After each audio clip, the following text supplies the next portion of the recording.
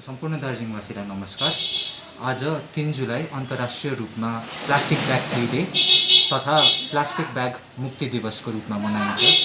अनि आजकै दिन हाम्रो यहाँ 5वटा संस्था Darjeeling Himalaya initiative, zero waste Himalaya, scavengers Darjeeling, टिडी अनि WWF को तर्फबाट हाम्रो दार्जिलिङ म्युनिसिपालिटीको एक्जिक्युटिभ अफिसर एवं दार्जिलिङ पुलिसको सुप्रिन्टेन्डेन्ट अफ पुलिसलाई एउटा हामीले मेमोरेन्डम दिएको थियौँ, जुन चाहिँ त्यही हाम्रो यो प्लास्टिक ब्यागलाईको ब्यानलाई चाहिँ दार्जिलिङमा चाहिँ एकताल रिभिजिट गरिदिनुहोस् अनि राम्रो रूपमा गरिदिनुहोस् भनेर।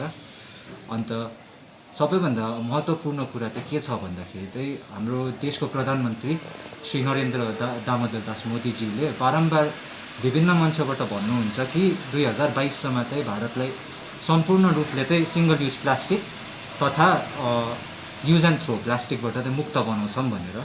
तर हाम्रै दार्जिलिङमा 8 खेपसम्म प्लास्टिक ब्याग ब्यान भइसके तापनि हामीले प्लास्टिक ब्याग एउटा कमन चिज जस्तो चाहिँ हुनु त त्यो एउटा ब्यान्ड कुरा हो र पनि यस्तो कमनली देख्छौँ।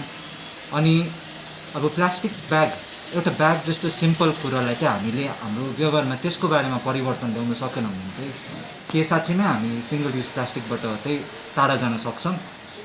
अनि यो कुरा चाहिँ हामी अपिल चाहिँ एडमिनिस्ट्रेसनलाई मात्रै होइन तर पब्लिकलाई पनि गर्न चाहन्छौँ कि आफ्नो व्यवहारबाट चाहिँ अलिकति परिवर्तन ल्याएर एउटा ब्याग र बोतल जस्तो सिम्पल कुरा चाहिँ हामी सबैले नै आफ्नो आफ्नो बोक्न सक्छौँ, रियुजेबल बोक्न सक्छौँ। त्यही भनेर चाहिँ आज हामी दार्जिलिङ क्षेत्रको युवा पिँढी चाहिँ तपाईँहरूको समक्ष आइरहेको छौँ। हामीलाई आज दार्जिलिङ म्युनिसिपालिटीको सेक्रेटरीले चाहिँ के भन्नुभयो भन्दाखेरि चाहिँ उहाँहरूले साँच्चैमै प्लास्टिक ब्याग चाहिँ राम्ररी नै चेक गरिरहनु भएको छ। अनि उहाँले एउटा स्याम्पल पनि दिनुभयो हामीलाई कि 50 माइक्रोन्स भन्दा बेसीको प्लास्टिक चाहिँ खासमा प्रड्युस गर्नु त लिगल हो, तर हाम्रो दार्जिलिङ क्षेत्रमा त त्यो ब्यानै छ नि त।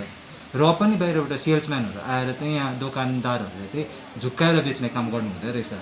अनि हामीले 1-2वटा ठुल्ठुला कम्पनीहरू जसले दार्जिलिङभित्र नै उहाँको ब्रान्डेड प्लास्टिक ब्याग चाहिँ ब्रान्डेड उहाँको नाम छापेको प्लास्टिक ब्याग चाहिँ युज गर्नुहुन्छ, उहाँहरूको नाम पनि भनिदिएका छौँ। अनि उहाँहरूले पनि हामीलाई आश्वासन दिनुभएको छ कि हामीले चाहिँ दार्जिलिङ म्युनिसिपालिटी त्यसमा राम्रो एक्सन लिन्छ भनेर।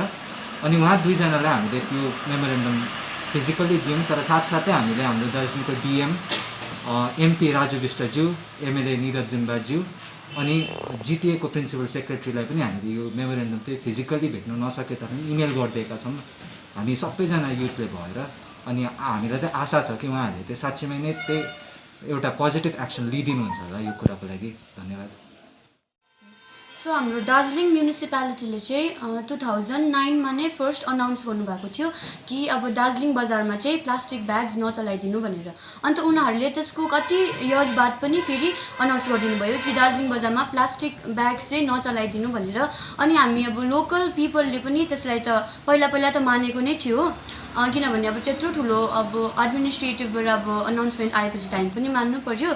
तर अहिले चाहिँ लाग्छ कि ल्याक अफ अब के भन्छ उनीहरूले स्ट्रिक्ट एक्सन्स नभएर होला कि that the local people have forgotten about the band, and plus the shops have also forgotten about the band.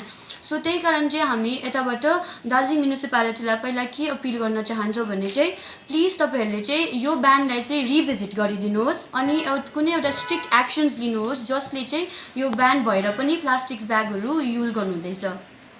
अन्त अर्को चाहिँ हामी के भन्न चाहन्छौँ भने सबै सप्समा नै यस्तो यो PP ब्याग्सहरू हामीले सब पाउँछ। अन्त हामीलाई लाग्छ कि यो PP ब्याग्स चलाउँदाखेरि चाहिँ हामीले प्लास्टिक ब्याग चलाएन जस्तो लाग्छ, बिकज यो चाहिँ क्लथको भनेर हामी पत्याउँछौँ। तर नो, यो चाहिँ खास हामी सबैलाई चाहिँ हामीले चाहिँ यो गलत सोचिरहेको छौँ, किनभने यो PP ब्याग्सको चाहिँ झन् सिङ्गल युज प्लास्टिक भन्दा पनि ज्यादा हार्मफुल इफेक्ट्सहरू हुन्छ। अनि यसले चाहिँ सबैलाई जस्तै एयर, वाटर, सोइल सबैलाई नै इफेक्ट गरिरहेको हुन्छ, हार्मफुल इफेक्ट्स। प्लस अब त्यो सबै हार्मफुल इफेक्ट्सले चाहिँ अन्तमा आएर चाहिँ हामीलाई नै अब हाम्रो शरीरलाई नै नराम्रो इफेक्ट्सहरू पारिरहेको हुन्छ। अन्त हामीले क्यान्सरधरि पनि हामीले अब हाम्रो जिउमा क्यान्सरहरू हुनसक्छ यो प्लास्टिक ब्याग्सको हावाको इफेक्टले। अन्त हामीलाई लाग्छ कि यो ब्यागलाई चाहिँ हामीले जलाएर पनि अब यो नष्ट गर्छ भनेर हामी सोच्छ जलाएर, किनभने यतातिर त प्रायः नै हामीले प्लास्टिकहरू जलाएर नै अब यो डिकम्पोज गर्ने गर्छौँ। तर जलाएर त झन् अब डल्लै हाम्रो एयरलाई नै इफेक्ट परिरहेको छ अनि लास्टमा त सबैभन्दा डरलाग्दो इफेक्ट चाहिँ हाम्रो नै जिउलाई नै हुन्छ। सो म यही भन्न चाहन्छु कि तपाईँहरू प्लिज यो प्लास्टिक ब्याग चाहिँ यो PP bag plus plastic bag चाहिँ नचलाइदिनुहोस् भन्ने। धन्यवाद। नमस्ते, मेरो नाम उत्सव हो, म टिडी को फाउन्डर हुँ। अनि अहिले भाइ र बहिनीले भने जस्तै जुन चाहिँ आज यो 3 जुलाई प्लास्टिक ब्याग फ्री डे हो, यसमा हामी जति सक्दो हाम्रो तर्फबाट प्रयास गर्दैछौँ कि म्युनिसिपालिटीले यो ब्यानलाई फेरि रिभिजिट गरिदिनु भनेर। तर सँगसँगै एउटा इन्डिभिजुअल लेभलमा है, एउटा कम्युनिटी लेभलमा हामीले के गर्न सक्छौँ भन्दाखेरि चाहिँ तपाईँले आफ्नो एउटा यस्तो ब्याग हुन्छ, लुगाको ब्याग घरमा आफ्नै बनाउनु सक्नुहुन्छ है। यस्तो ब्याग लगेर जानुहोस्, बाहिर निस्किँदाखेरि केही पनि किन्नु पर्दा कि त तपाईँको एउटा ब्याग हुन्छ जुनै पनि प्रकारको जुन चाहिँ तपाईँले रियुज गर्नु सक्नुहुन्छ हो त्यो लिनुहोस् है। सँगसँगै तपाईँ बाहिर दुध किन्नु जाँदाखेरि आफ्नै एउटा बोतल लगेर जानुहोस्। तपाईँ मासु किन्नु जाँदाखेरि एउटा स्टिलको भाँडा लगेर जानुहोस् है। तपाईँले यति मात्रै गरिदिनु भयो भने पनि दोकानदारहरूलाई अलिकति लाग्छ कि होइन हाम्रो सिटिजनहरू यस्तो जागरुक हुँदैछ, हामी पनि अलिकति के गरौँला। यो प्रब्लम गभर्मेन्टको मात्रै होइन सल्भ गर्नु है, यो प्रब्लम चाहिँ हामीले पनि एकसाथ भएर सल्भ गर्नु पर्यो है। अनि सँगसँगै दोकानदारहरूले पनि अलिकति याद गर्नु पर्यो कि मेरो एउटा सानो सुविधाको लागि, एउटा ब्यागको लागि यसले गर्दा कति हानि भइरहेको छ है।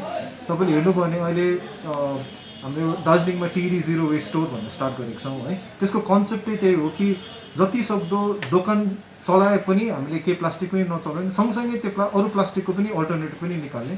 अनि हो त्यसरी एउटा रिम्बिक फ्रेसले पनि उनीहरूले पनि धेरै प्रयास गर्दैछ। जस्तो सबैलाई आफ्नै बोतल ल्याउनु भन्छ दुधको लागि है। तपाईँको घिउहरूलाई पनि उहाँले नेभाराको पत्तामा दिँदैछ है। हो त्यसरी अलिकति हामीले प्रयास गर्नु सक्यौँ भने यसको समाधान हुनेछ है। अनि हाम्रो सानसानो यस्तो हामीले इनिसिएटिभ्स है, सानसानो तपाईँको एन्टरप्राइजहरूले यस्तो गर्नु सकिन्छ भने हाम्रो बिग बजारहरूले है, हाम्रो रिलायन्स ट्रेन्ड्सहरूले अनि हो त्यस्तो जति पनि ठुला ठुला ब्रान्ड्सहरू छ उनीहरूले किन गर्न सकिँदैन है? कि उनीहरूलाई यो जग्गासँग लगाउ छैन भने चाहिँ आज हाम्रो त्यही प्रश्न थियो हजुर। अनि आजको दिनमा सबै हाम्रो दार्जिलिङवासीहरूलाई त्यही एउटा सानो रिक्वेस्ट छ हाम्रो तर्फबाट, तपाईँहरूको तर्फबाट पनि जति सक्दो गरिदिनुहोस्, प्रयास गरिदिनुहोस्, किनभने यसले अहिले बहिनीले भनेको धेरै धेरै हानि हुँदैछ हाम्रो पाहाडलाई।